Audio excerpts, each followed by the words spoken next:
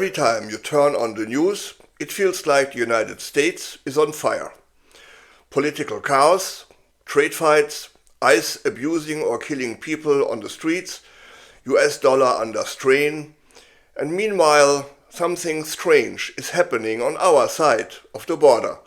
Canada is making deals, building things, stabilizing quietly, and that is what I would like to talk with you about today. First, the breakdown. The disaster called the United States of America, from trade wars to job losses to a weakening dollar. Second, the buildup. How Canada is signing agreements, expanding industries and fixing problems that once felt impossible to fix. And third, the risk ahead. Why none of this is guaranteed and why Canadians still need to choose independence over distractions. Let's break this down. The US economy is not collapsing overnight, but it's seriously wobbling. And confidence matters more than headlines. Let's start with jobs. This January, the US added just 22,000 jobs. For an economy that size, that's bad. That's really bad. Now add Carney-style trade policies, abusive tariffs paid by American consumers. Threats are constant. Rules change depending on the mood of the orange idiot. And US farm country is paying the price. American growers losing money. Exports are disrupted, labor shortages are worsened after immigration crackdowns, and crops are literally left unharvested. Here's the cruel irony. Those same farmers voted this leadership again and again. They get bankrupt, then bailed out, again and again, while American taxpayers cover the bill. Meanwhile, the people at the top do just fine, getting richer by the day, while the working class goes bankrupt. Then there's manufacturing pride. Tesla used to symbolize American dominance. Now it's being outsold abroad by Chinese competitors. I think that's fabulous. In the UK and Europe, BYD is winning. That matters, because when global buyers move on, they rarely come back. Now let's talk about the US dollar.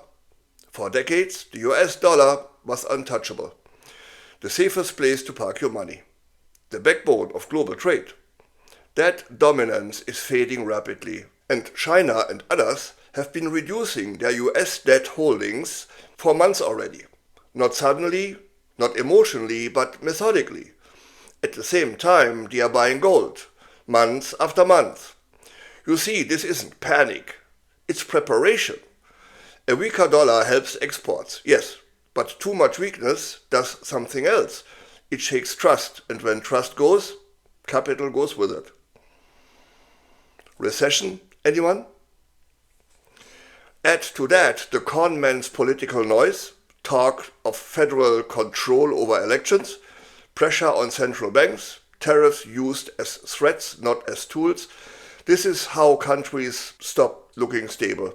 Not overnight, gradually. Chaos doesn't have to explode to be dangerous. Something is just distraction, everyone else for moving forward. Which brings us to Canada. While the US destroys itself, Canada has been busy. Not loudly, not dramatically, but effectively. Let's start with homes. Housing was once the biggest fear in Canadian politics. Now the numbers are changing. Homes are built at near record speed, about 264,000 units a year. At the same time, population growth has cooled, and demand pressure is easing. While prices are correcting slowly and safely, interest rates are steady, and wages rising modestly. No, it's not perfect yet, but trending in the right direction. That's how real fix works. Not slogans, systems, not overnight. Let's zoom out. Canada has adjusted its global strategy. With China, tensions have cooled. Electric vehicles re-enter the conversation. Agriculture exports reopened doors that were once slammed shut. With Indonesia, a fast-growing economy, Canada secured free access to Southeast Asia. In the Middle East, investment agreements unlock tens of billions for energy, infrastructure, and technology. Mexico is no longer just a neighbor. It's a strategic partner. Supply chains, mining, zero-emission transports. In Asia, Canada strengthens security ties with Japan and South Korea. Information sharing, joint industrial projects, real cooperation. And here at home, Ottawa pushed domestic resilience, critical minerals, Canadian steel, Canadian aluminum, Canadian lumber, not isolation. Smart self-reliance. Even interprovincial trade, long ignored, is finally being streamlined. Now look at manufacturing. The story always was Detroit dominates. That era is over. Japanese automaker not only stayed, de-invested, de-expanded. Today, Toyota and Honda build over 3/4 of all vehicles right here in Canada. And they are maxed out. Honda alone is planning a 15 billion electric vehicle ecosystem right here. Batteries, assembly, supply chains. Production starts later this decade. That's not theory, that's jobs. Concrete, steel. And Canadians are noticing public opinion is shifting. More openness to global competition, even towards Chinese EVs. People want affordability, not ideology. Canada isn't perfect, but it's moving quietly in the right direction. Now for the hard part. None of this is guaranteed. Canada still lives next to a giant. And when that giant stumbles, tremors travel north. The danger isn't a US decline. It's US destruction. Endless chaos dominating headlines. It drones out Canadian progress. Same voices keep saying the same things. If only we made the right deal. If only we pleased Washington. If only we waited. That is stinking thinking. Canada does not need permission to succeed. We don't need a special seat at the table that's conned. There is a whole world of markets out there. Europe, Asia, Africa, Latin America. Trade diversification isn't betrayal. It's insurance. And yes, choices matter.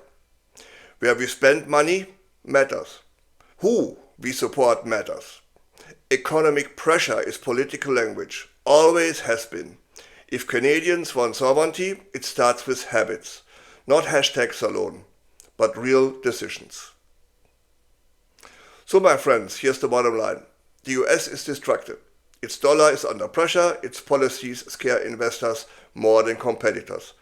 Canada isn't celebrating that, but we move on.